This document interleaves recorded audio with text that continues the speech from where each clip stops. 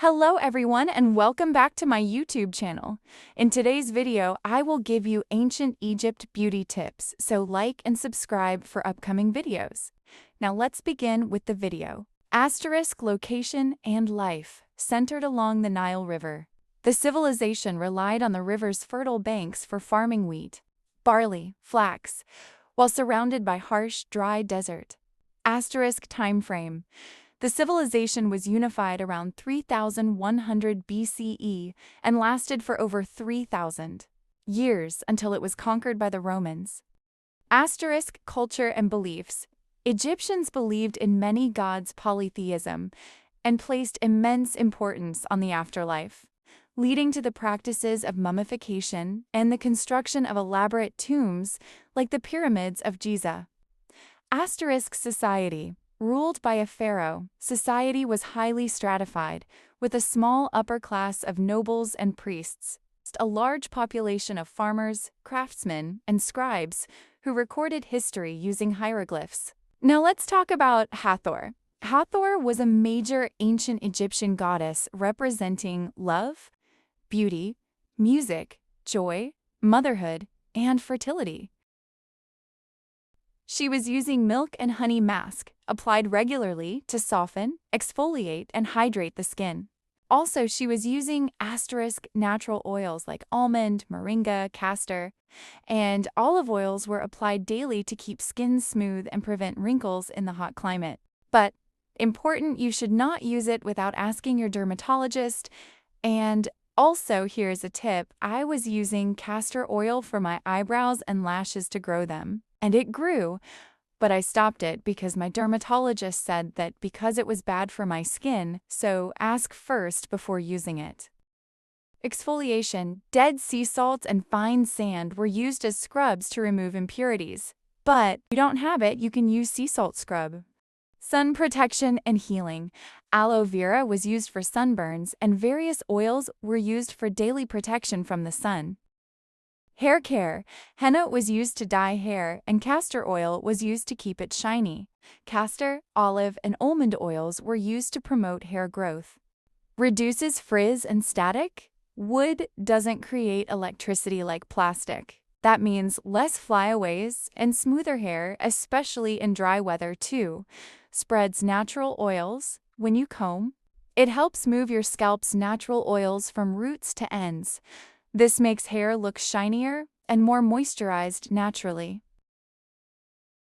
A spoonful of myrrh soaked in water until it turned white. They stored it in a spray bottle and applied it directly to bald spots. Modern doctors say myrrh helps regulate the enzymes responsible for hair growth, making it even more powerful than rosemary oil. No wonder the pharaohs had such legendary How to make your own sugar wax at home. This is going to be a super simple tutorial that only requires 3 ingredients. It's great to pull out that thick, stubborn, ingrown hair and leaves you with a super soft and clean finish. All you need is a lemon, sugar, and water. So to your pot, you're going to add 1/4 cup of water, 1/4 cup of lemon juice, and 1 full cup of sugar. Bring everything to a boil on medium to high heat, and you're going to let it boil for 5 to 10 minutes. You want the wax to darken a little bit, but you don't want to burn it. So the second that it becomes a little bit brownish, that's your sign to take it off of the heat. If you let it burn, the wax will not work. It won't stick to your skin. Pour the wax in some glass containers and let it cool. But be careful, it's going to be really hot at this point. You want to give it a good 5 to 10 minutes for it to solidify. After that, test it on your finger, and if you're able to tolerate the heat, then you can start waxing. It's actually great for sensitive skin because it won't irritate you, and it's also really moisturizing. A tip if you're doing your armpits like I am is to pat them dry, because if they're even the slightest bit wet, the wax won't stick. I like to apply the wax in the direction that my hair grows in and pull in the opposite direction. The results are honestly so amazing every time. My skin is left super soft and hydrated. And bonus point, it's fully non-toxic and saves me a ton of money.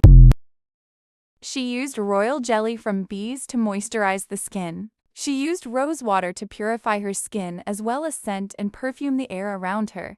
It is said Cleopatra kept jars of refined shea butter for her smooth skin. She used clay mask to deeply cleanse the skin by acting like a magnet to draw out sebum, oil, and environmental toxins from pores. As they dry, they tighten, exfoliating dead skin cells and reducing the appearance of pores, which helps mattify oily skin and combat acne. Today, you're going to learn how to feast like the Queen of the Nile. Welcome back to Eats History. Today we're making a 1st century BC Egyptian platter with the foods that Cleopatra herself would have enjoyed in the royal halls of Ptolemaic Egypt. There's only a few figures in history that are more alluring or misunderstood than Cleopatra VII. Her name conjures up images of seduction and power, but behind the myth was a ruler of immense political acumen, linguistic skill, and a diplomat. She co-ruled with her father, then her brothers, and then finally ruled alone, before aligning herself with Julius Caesar and later Mark Antony.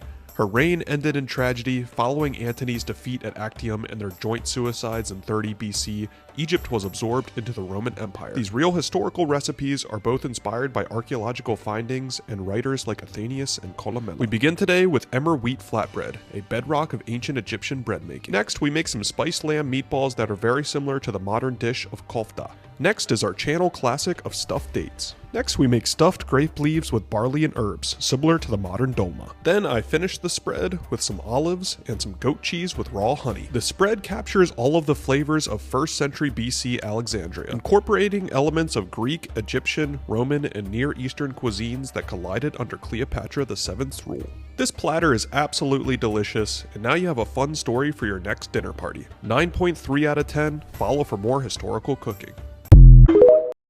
Makeup. Kohl eyeliner. Made from galena black or malachite green to line the eyes, reducing sun glare and acting as an antiseptic. An Egyptian beauty hack that you probably didn't know is kohl. Kohl means eyeliner, and the only difference is this eyeliner is actually good for your eyes. Isn't that amazing? This is good for your eyes. And it was created thousands and thousands of years ago, and they believe by ancient Egyptians, and they believed that it protects your eyes from a bunch of stuff like dirt, blah, blah, blah, blah, blah, and also the evil eye, which I don't know how accurate that is. Don't quote me on anything because, you know, this was in ancient Egypt. So anyways, Cleopatra and Nefertiti and all of these people all these beautiful women were using this, and it protected their eyes. Anyways, it is very different. It is better than a normal eyeliner. It's a powder form, and you don't have to mix it with anything. It's made with like really good minerals, and you don't have to mix it with anything. You literally, it's so crazy because it's a powder, but then when you put it on, it's literally like an eyeliner. And you can smudge it, but be very careful because look how messy it is. It falls everywhere because it's powder. So use it before you do all your face makeup. Anyways, I put it on and I smudged it a little bit, and it looks like this. It's amazing. It's obviously it's a better eyeliner because it's literally darker than any eyeliner I've ever bought that's normal, you know, at Sephora or whatever. But this is darker and it's good for your eyes. So 2-in-1, that's great. Anyways, this is not an ad. I'm just sharing a beauty hack that I actually just found out about, which is crazy because I'm Egyptian and I lived my whole life in Egypt, and now I'm just finding out about this. It's kind of crazy. It is on the pricier side, but I would rather pay for my health than pay for something that, you know, especially in the waterline. Like, I don't want to put stuff inside my eyes that is bad for me, you know, when I can have this. So yeah, I love you guys. Bye. Red ochre. Used for natural lip and cheek tint. Skin lightening. Calcite or chalk was sometimes used as a powder. Makeup, you can use it as a dark femme vibe.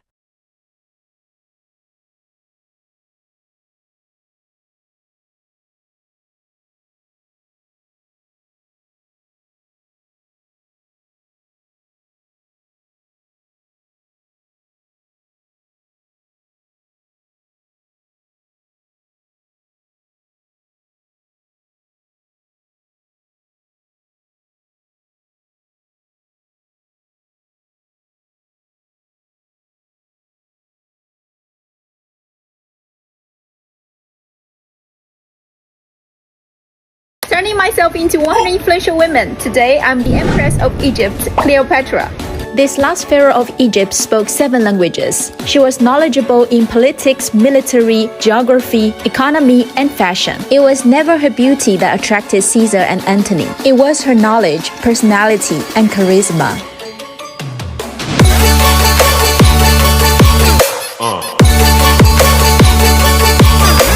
If you want your makeup to look insane for Halloween this year, Trust me, you're gonna wanna listen to me. It's 31 Days of Halloween. Today is Cleopatra makeup. I love this costume. This makeup is stunning. The eyes are just very, which is my favorite eye makeup to do. This shade first, through my crease and fanning it out the ends. Blend it through. Dark brown now. Blend that in. I like Girl Black liner. And I just made a really thick wing and connected it to the inner corner. Then I make a liner right here. Like that. Black waterline. Now we're taking some gold, filling the entire middle part. I'm actually gonna try putting glitter glue down on this eye. We can see what the difference is. Yeah, wow, that worked way better. Definitely use glitter glue if you can. Create a point. So this turquoise shade all over the lower lash line. Mascara. Adding a lash. For lips, I'm lining with brown. Blending the edges. And ColourPop Osna on top. This little headpiece is a part of my costume. Okay, now we're talking. This is a better idea of what it would look like. The eyes and the hairpiece look so cool. Also a really good last minute costume because I know a lot of this stuff will come on time. Makeup, costume, accessories, I'll link all of it in my bio. Follow along for more tutorials. Happy 31 Days of Halloween.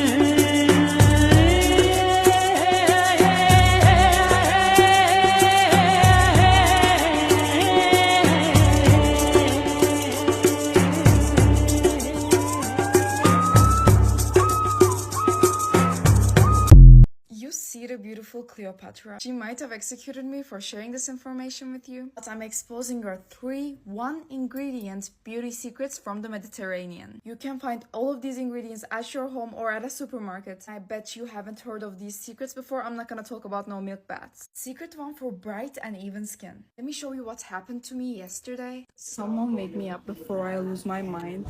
Why is this vitamin C serum 24 euros. Yes, vitamin C brightens and evens your skin, duh. But this has more vitamin C in it than that serum. And your skin can actually understand what the hell this is and absorb it. We are all like native flowers to our environment. We thrive on local foods. Eat pomegranate. You can also squeeze it, put it on your face. It will give you that rosy, radiant look. Secret 2 for natural beauty. This was Cleopatra's favorite fruit. My dad's from the Mediterranean area of Turkey. We call beautiful woman fig beautiful. Because eating this will absolutely make you glow. Also, you see these seeds? Take these, put it on your face. It will be the most gentle exfoliator. Cleopatra loved it because of its skin, hair, and beauty benefit, but also because it tastes delicious. Secret 3 for dark circles. Struggled with this all my life. Still have it a bit, but I started doing this and I saw immediate results. Do not ever throw these away after making tea. After I make fennel tea, put these bags on my eyes. I've seen it improve my dark circles in like 2-3 days. I have more Mediterranean beauty secrets in the comment I replied to. Let me know what country should I do next. I do these every single day according to your recommendations, so follow me.